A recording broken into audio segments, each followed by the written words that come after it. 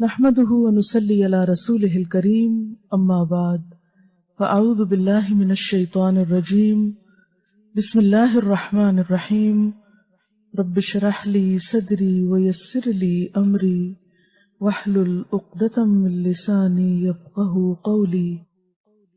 اور اس کا اتنا اجر اور ثواب ہے کہ اگر آپ وقت دیکھیں تو 1.5 منٹ ہے صرف، لیکن اگر آپ اجر دیکھیں تو بے حد و حساب. تو اس لیے پابندی کے ساتھ کوشش کریں اس کو پڑھنے کی، اور گھڑی دیکھ لیں، آپ کا کوئی بڑا وقت نہیں لگے گا. انسان یہ صرف شیطان کا بلاوا ہوتا ہے کہ انسان یہ نیکی نہ کرے اور اتنا بڑا اجر نہ کمائے. شیطان کا بلاوا ہوتا ہے یہ، لہٰذا وہ کہتا ہے وہ دیکھو وہ کام، وہ دیکھو وہ کام، وہ بھی ہے وہ بھی ہے، وہ چھوڑو پھر کر لینا، چلتے پھرتے کر لو، اٹھو اٹھو یہاں سے. جس طرح قرآن میں آتا ہے فسبح ادبار السجود، سجدوں کے بعد بھی رب کی تسبیح کرو. لہٰذا کیا پڑھتے ہیں 33 دفعہ سبحان اللہ، 33 دفعہ الحمدللہ، 34 مرتبہ اللہ اکبر. کیونکہ نماز کے بعد اللہ کی رحمت متوجہ ہوتی ہے، دعا مانگنے کا وقت ہوتا ہے. کچھ اور جو ہم عربی میں نماز کے اندر نہیں مانگ سکے اب باہر مانگ رہے ہیں، لیکن شیطان کہتا ہے کسی طرح نہ ہی مانگے تو اچھا، محروم ہی اٹھ جائے.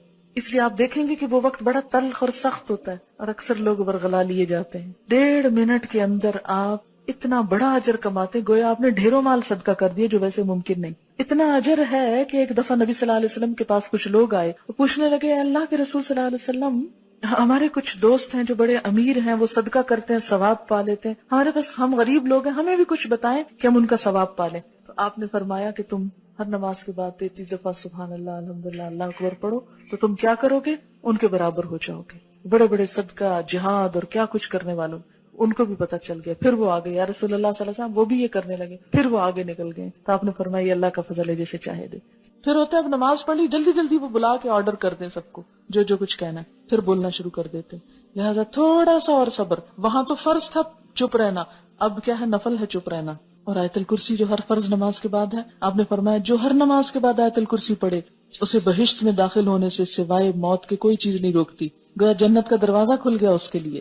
اسی لیے فرض نماز کے بعد جو آیت الکرسی ہے اس کا بھی بڑا اجر ہے کہ جو پڑھے گا وہ اس کے بعد فوت ہو جائے سیدھا جنت میں. لیکن آپ نے فرمایا یہ صرف انبیاء، صدیقوں اور شہیدوں کو یہ صفت ملتی ہے، ہر کوئی نہیں اس کی پابندی کر سکتا. کیوں؟ کیونکہ ہر بات جو نماز میں یاد آنی ہوتی، ہم کہتے ہیں یہ کون سی مجبوری ہے، پابندی ہے، اب تو بول لو خیر ہے، وہ پوری کیفیت نہیں تاری ہوگی. اس لیے تھوڑا سا صبر. اور لیکن یہ آپ کا بائی چوائس ہے، اب آپ کی مرضی ہے آپ صبر کریں یا نہ کریں. لیکن جو کر جائے وہ اب وہ وقت ہے پھل توڑنے کا، اب وہ وقت ہے نتیجہ لینے کا، دعا مانگنے کا. اس وقت میں اگر آپ گئے چھٹ گیا تو رہ گیا. کیونکہ اس وقت انسان کو فیل ہوتا ہے اچھا میں نے اتنی اچھی نہیں نماز پڑھی، کو بہت سیٹسفیکشن نہیں ہوتی. پھر انسان کو کہا سیٹسفائی ہو جاؤ، مانگو اللہ سے اللہ اور اچھی عبادت کی توفیق دے. نماز پڑھ چکا ہے پھر دعا اللہ توفیق دینا پھر بھی لوٹ کے آؤں. ایسا نہ ہوگا کہ نماز میں سو جاؤں یا بھول جاؤں یا دل ہی نہ چاہے. اب دیکھیں کہ اگر ہر نماز کے بعد انسان یہ دعا مانگ لیتا تو ایک طرف سے اپنے آپ کو پھر باندھ لیتا ہے اگلی نماز کو. ورنہ ایک پڑھے گا اور ایک چھوڑ دے گا، ایک پڑھے گا قضا کر جائے گا. تو اس طرح انسان چھوڑ نہیں سکتا. اسی لیے کتنی باحکمت دعا اس موقع پہ سکھائی گی. رب اعینی، اے اللہ تو نے میری مدد کرنی ہے.